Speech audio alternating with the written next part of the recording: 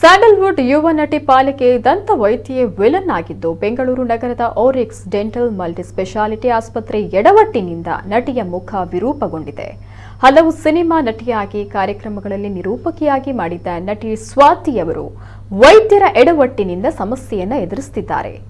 ಯುವ ನಟಿ ಸ್ವಾತಿಯವರು ರೂಟ್ ಕ್ಯಾನಲ್ಗೆ ಚಿಕಿತ್ಸೆಯನ್ನ ಪಡೆಯಲು JP ನಗರದಲ್ಲಿರುವಂತಹ oryx dental multi speciality ಆಸ್ಪತ್ರೆಗೆ ಹೋಗಿದ್ರು.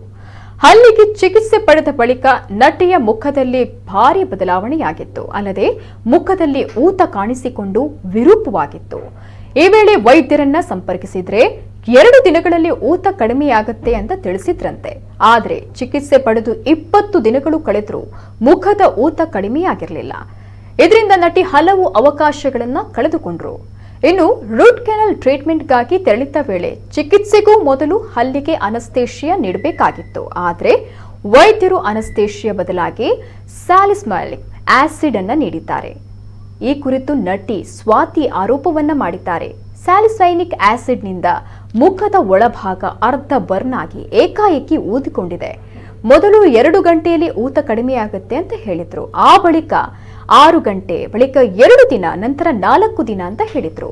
ಚಿಕಿತ್ಸೆ ಪಡೆದು ಮನೆಗೆ ತೆರಳಿದ 2 ಗಂಟೆಗಳಲ್ಲಿ ಮುಖದಲ್ಲಿ ಊತ ಹೆಚ್ಚಾಗಿ 20 ದಿನ ಆದರೂ ಕಡಿಮೆ ಆಗಲಿಲ್ಲ. ಆ ಬಳಿಕ ವೈದ್ಯರಿಗೆ ಕರೆ ಮಾಡಿದ್ರೆ ನಾನು ಮುಂಬೈಗೆ ತೆರಳಿದ್ದಾಗಿ ವೈದ್ಯ ತಿಳಿಸಿದ್ದಾರೆ ಅಂತ ಸ್ವಾತಿ ಹೇಳಿದ್ದಾಳೆ.